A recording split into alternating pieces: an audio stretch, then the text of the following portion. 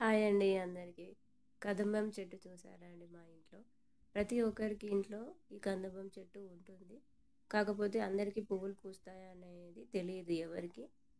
ఇది మాత్రం ప్రతి సంవత్సరం ఒకసారి మాత్రమే కదంబం చెట్టుకి పువ్వులు పూస్తాయండి.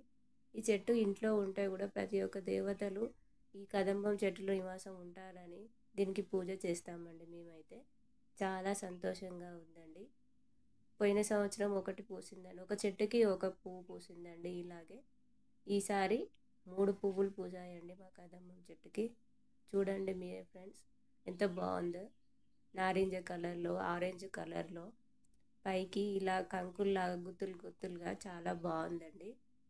ఒక్కొక్కటి ఒక్కొక్కటి ఇలా ఒక్కొక్కటి రోజు ఇలా పూస్తూ కింద పడి రాలిపోతూ ఉంటుంది.